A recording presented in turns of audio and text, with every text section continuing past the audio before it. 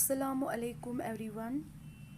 Today's our topic is Geoffrey Chaucer, his life and his works. Geoffrey Chaucer is regarded as the father of English poetry.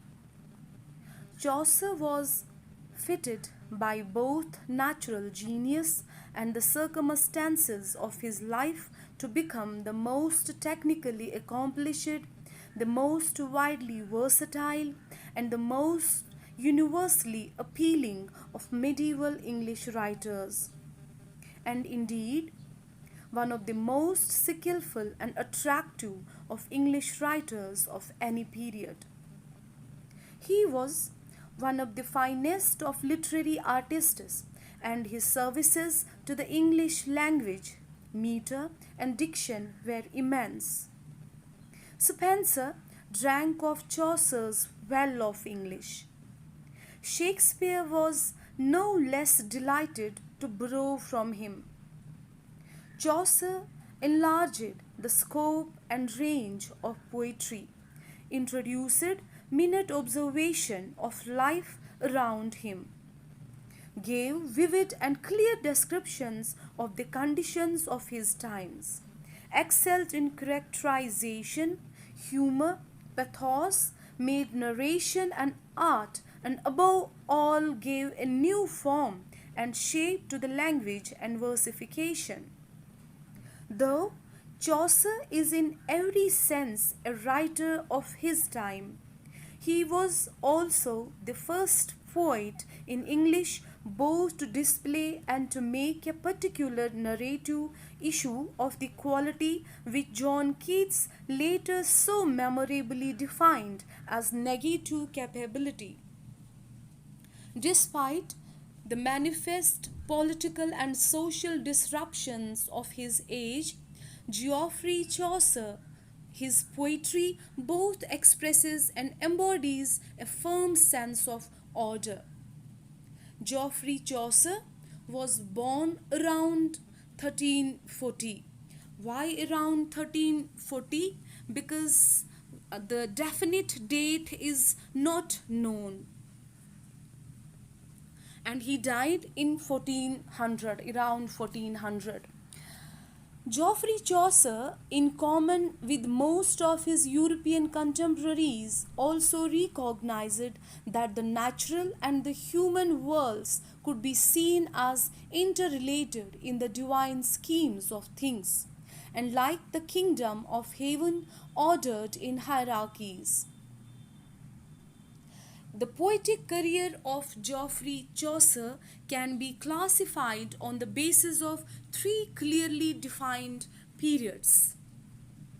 The first period, which is also called as French period, the second period, which is also called as Italian period, and the last period or English period. Many of his poems were taken from French literature, and for this reason, this time of his apprenticeship may be regarded as his French period. The most important of Chaucer's early translations was that of Roman de la Rose. His translations of this French poem is of great importance, for it had a vital effect on the form, matter, and manner of much of his work. The Roman de la Rose was a momentous poem in European literature. Chaucer's first important poem that was predominantly original was the Book of Duchess, written about 1369. The story, however, is often awkwardly told. The pictorial description of the Duchess is too much of a catalogue, and the general effect is somewhat tedious. It is still a somewhat immature poem, though it shows us the first Chaucerian impression of a lady. Now, the second period of Chaucer, the Italian period. Chaucer's second period as a poet extends roughly from 1379 to 1385, and shows the influence of the Italian poets. In this period, he rises above translation to imitation, and the chief poems of this period are Trials and Crises, The Parliament of Fowls, The House of Fame, and The Legend of Good Woman. Trials and Crises is probably Chaucer's finest complete work. It is over 8,000 lines in length, divided unequally into 5 books. The main love story is the same which Shakespeare uses for the basis of his play of the same name.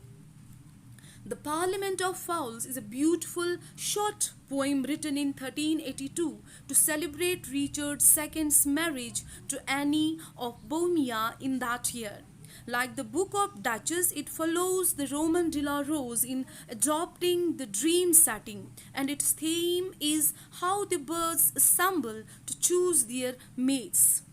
The House of Fame, which was written about 1384, is an ambitious poem, again set out as a dream, owed something to Dante's Divine Comedy. The Legend of Good Woman, the last poem of Chaucer's second period, was probably written sometime between 1384 and 1385. Like the House of Fame, it is unfinished, as if Chaucer was feeling dissatisfied with the kind of work he was doing. If in his first period In the first period of his literary career, Chaucer served his apprenticeship as a translator, and if in his second period he worked as an adapter and imitator, he appears in his last period as a great original poet. The Canterbury Tales was written in the third period, in the English period, when Chaucer had finally achieved maturity as a poet. The Canterbury Tales, the last but not the least of the achievements of Chaucer, was that he gave English poetry new subjects, drawn partly from Italian literature, partly from Latin, partly from the popular tales of his day, partly from the most important of all, from English life, which he saw around him.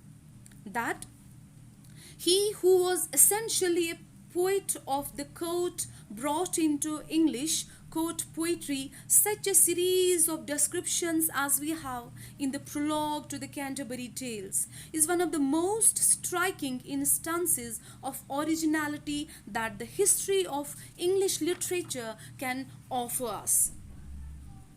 The framework of Canterbury Tales.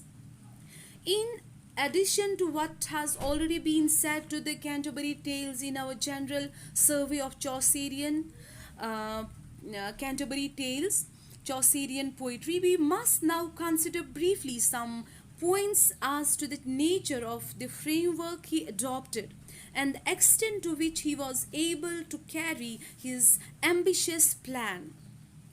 Thomas Becket was murdered on 29th December 1170 and canonized 3 years later. In 1220, the transfer of his body to a gorgeous shrine attested and increased the veneration in which the saint was held. When Chaucer wrote more than 2 centuries after Becket's death, the popularity of the pilgrimage to the scene of his martyrdom was still undiminished. Though with few claims to the position, Becket had become, we may almost say, the national saint, and the pilgrimage to his shrine was made by all sorts of people from all sorts of motives. At the moment when they knelt at the shrine, the pilgrims were doubtless filled with awe, but on the way there and back they treated their expedition very much as a holiday outing. The very framework of his Canterbury Tales is realistic. Pilgrimages were very popular in the 14th century.